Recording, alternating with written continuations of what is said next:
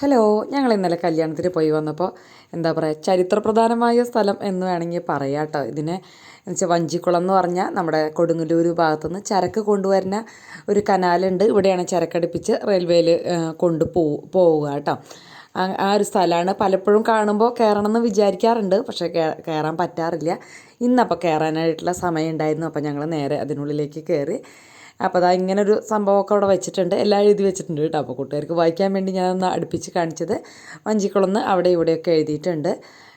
പിന്നെ അവിടെ ഒരു ഐസ്ക്രീമിനുള്ള റെസ്റ്റോറൻറ്റ് എന്ന് എഴുതിയിട്ടുണ്ടെങ്കിലും ഐസ്ക്രീമൊക്കെ തന്നെയുള്ളൂ. വെള്ളം അങ്ങനെ ഉള്ള ഓരോ സംഭവങ്ങളൊക്കെ തന്നെയാണ് ഉള്ളത് കേട്ടോ. പിന്നെ ഇരിക്കാനുള്ള സീറ്റും നല്ല തണലും. എന്താ പറയുക, ഈ ടൗണിൻ്റെ ഉൾഭാഗമായിട്ട് നല്ല തണുപ്പാണ്. അതിൻ്റെ ഉള്ളിൽ കയറുമ്പോൾ കാണാനും നല്ല ഭംഗിയുള്ള സ്ഥലം. പക്ഷേ ഒരു പ്രശ്നം എന്താണെന്ന് വെച്ചാൽ നിറച്ച് ലവേഴ്സാണ് അവിടെ. അപ്പോൾ എല്ലാ സീറ്റും അവരവിടെ ഇരിക്കുന്നുണ്ട്. അപ്പോൾ നമുക്ക് വീഡിയോ ഷൂട്ട് ചെയ്യുന്നതിൽ പരിമിതികളായി കേട്ടോ. കുറച്ച് അങ്ങോട്ട് നടക്കാനായിട്ട് പിന്നെ ഞാനത് വേണ്ടാന്ന് വെച്ചു.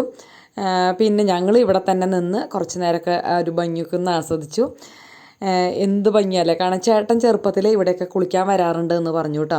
അന്നൊന്നും ഈ വഞ്ചിയൊന്നും കൊണ്ടുവരുന്ന ചരക്കൊന്നും കൊണ്ടുവരുന്ന പരിപാടിയില്ലല്ലോ. പണ്ടായിരുന്നു അതൊക്കെ ഉണ്ടായിരുന്നത്, ബ്രിട്ടീഷുകാരുടെ കാലത്ത്. അപ്പോൾ അതാ ചേട്ടൻ ഐസ്ക്രീം, ഞാൻ കോൺടോപ്പും, ചേട്ടൻ എപ്പോഴും മാംഗോ ബാറാണ് കേട്ടോ കഴിക്കുക. അങ്ങനെ അതൊക്കെ വാങ്ങിച്ച് കഴിച്ചു. പിന്നെ ഇതെന്താണെന്ന് നോക്കിയപ്പോൾ ഇതിലും ഇങ്ങനെയൊക്കെ തന്നെ കാണാനൊക്കെ നല്ല വൃത്തിയുണ്ട്. എവിടെ വേണമെങ്കിലും ഇരിക്കാം. കുറേ നേരമൊക്കെ ഇരുന്ന് സമയം ചിലവഴിച്ച് ഒരു സന്ധ്യ നേരത്തൊക്കെ വരികയെന്ന് വെച്ചാൽ അടിപൊളിയാണ് കേട്ടോ. അവിടെ നല്ല പൂക്കളൊക്കെ കിടക്കുന്നുണ്ട്. ഞങ്ങൾ പിന്നെ ഐസ്ക്രീമൊക്കെ കഴിച്ച് പതുക്കെ പുറത്തേക്ക് ഇറങ്ങാമെന്ന് വിചാരിച്ചപ്പോൾ എന്താ തൃശ്ശൂരിൻ്റെ കാര്യങ്ങളൊക്കെ ഇവിടെ എഴുതിയേക്കണ്. അപ്പോൾ ശക്തൻ തമ്പുരാൻ്റെ എന്താ പറയുക, വേനൽക്കാല വസതി ആണെന്നാണ് എഴുതിയിരിക്കുന്നത്. ഇത് ഏതാ ഭാഗം എന്ന് എനിക്ക് മനസ്സിലായില്ല കേട്ടോ ഈ ഒരു ബിൽഡിംഗ് കണ്ടിട്ട്. അപ്പോൾ തൃശ്ശൂർക്കാർ ആരെങ്കിലും കാണുന്നുണ്ടെങ്കിൽ ഇത് മനസ്സിലായെങ്കിൽ ഒന്ന് താഴെ കമൻറ്റ് ഇടാൻ മറക്കരുത് കേട്ടോ. ശക്തൻ തമ്പുരാൻ്റെ കൊട്ടാരത്തിലേക്കൊക്കെ ഞാൻ പോയിട്ടുണ്ട്, പക്ഷേ ഇത് ഗസ്റ്റ് ഹൗസാണെന്നാണ് അതിൽ എഴുതിയിരിക്കുന്നത്. അപ്പോൾ ഗസ്റ്റ് ഹൗസ് ഏതാണെന്ന് എനിക്ക് മനസ്സിലായിട്ടില്ല. പിന്നെ ഞാൻ വേറൊരെണ്ണം കണ്ടിട്ടുണ്ട്, ഞങ്ങളുടെ അവിടെ വെളിയന്നൂർ മുന്നേ താമസിച്ചിരുന്നില്ലേ അത്. പക്ഷേ ഈ ഒരു ബിൽഡിംഗ് അല്ല, അത് വേനൽക്കാല വസതിയാണെന്ന് പറഞ്ഞിട്ട് ഒരു ലൈബ്രറിയാണ് ഇപ്പോൾ അത് കാണുന്നുണ്ട്. പിന്നെ ഇത് നമ്മുടെ വടക്കുന്നാഥൻ്റെ അവിടെയാണ് ഈ ഒരു സ്ഥലം ഉണ്ടല്ലോ. അവിടെ കുറേ നേതാക്കളൊക്കെ വന്ന് പ്രസംഗിച്ചിട്ടുള്ള സ്ഥലമെന്ന് പറയും. ഇപ്പോൾ അത് ഏകദേശം ഒരു ഇടിഞ്ഞു പൊളിഞ്ഞ പോലെയൊക്കെ ആയി.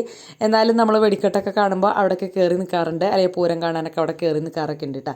അതൊക്കെ എനിക്ക് മനസ്സിലായി. പക്ഷേ ഈ വേനൽക്കാല വസതി അതോ ഗസ്റ്റ് ഹൗസ് എനിക്ക് മനസ്സിലായില്ല. അപ്പോൾ ഓക്കെ, ഇത്രയേ ഉള്ളൂ. Okay, bye, see U.